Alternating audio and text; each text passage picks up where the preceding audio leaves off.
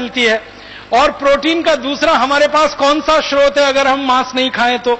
आपको सुनकर ताज्जुब होगा और हैरानी होगी कि मांस में जितनी प्रोटीन मिलती है लगभग उतनी ही और उससे थोड़ी ज्यादा प्रोटीन हमको दालों में मिलती है। अगर आप 1 किलो मांस खाते हैं और 1 किलो मांस में जितनी प्रोटीन आपको मिलने वाली है उससे ज्यादा प्रोटीन 1 किलो मूंग की दाल खा लो, उसमें मिल जाएगी आपको। 1 लीटर दूध पी लो, उसमें उससे ज्यादा प्रोटीन आपको मिल जाएगी।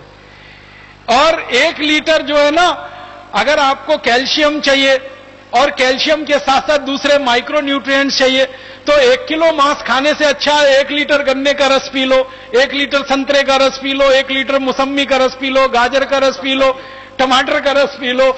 मांस से तो कई गुना सस्ता है और कैल्शियम देने में मांस से ज्यादा आगे है, प्रोटीन देने में आगे है, हजम बहुत जल्दी हो जाता है, पाचन उसका बहुत जल्दी हो जाता है। तो 1 किलो मांस खाने से अच्छा 1 किलो दूध पीना, 1 किलो मांस खाने से अच्छा 1 किलो दाल खाना, 1 किलो मांस खाने से अच्छा 1 लीटर जूस पी लेना। हर स्थिति में शाकाहारी भोजन मांसाहारी भोजन से क्वालिटी में बहुत अच्छा है और कीमत में बहुत सस्ता है।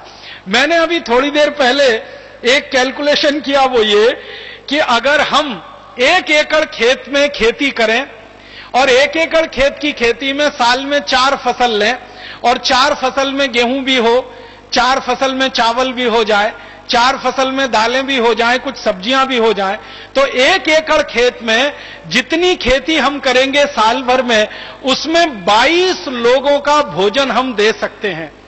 1 एकड़ खेत में खेती करके 22 लोगों का पेट भरा जा सकता है पूरे साल में जितना उत्पादन होगा।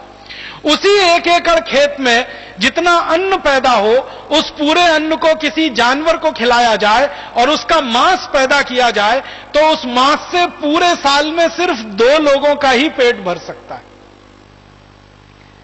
1 एकड़ खेत में हम खेती करके अन्न पैदा करें तो 22 लोगों का भोजन मिलता है। उसी 1 एकड़ खेत में जो अन्न पैदा हो रहा है वो जानवरों को खिला दिया जाए, जो जानवर उस मांस को खाएंगे और उसमें से जो मांस पैदा होकर आदमी को खाने को मिलेगा वो सिर्फ 2 आदमी का पेट भर सकता है। बहुत साल पहले हमारे देश में एक महान विचारक और चिंतक पैदा हुए, महर्षि दयानंद सरस्वती। महर्षि दयानंद सरस्वती जी ने एक बहुत सुंदर पुस्तक लिखी है, बहुत छोटी सी पुस्तक है लेकिन बहुत ही सुंदर है। मेरे विद्यार्थी जीवन में मैंने उस पुस्तक को बार बार पढ़ा था। उस पुस्तक का नाम है गो करुणा निधि। गो करुणा निधि पहली पुस्तक थी जिसको मैंने पढ़ा जिसमें गाय के बारे में आर्थिक मूल्यांकन और विश्लेषण प्रस्तुत किया गया था। महर्षि दयानंद सरस्वती के पहले शायद किसी भारतीय चिंतक और विचारक को गाय के आर्थिक पक्ष के बारे में इतना बड़ा अंदाजा नहीं था।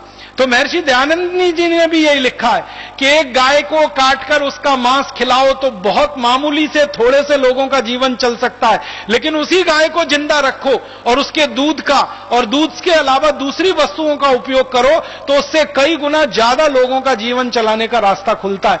तो महर्षि दयानंद सरस्वती ने जो बात 1870 के पहले कभी समझी, सोची और लिखी वो बात अभी 2009 में भी उतनी ही खरी और सत्य है और उतनी ही प्रामाणिक है जो आज से वो लगभग 140-145 साल पहले थी और इतनी ही प्रासंगिक है।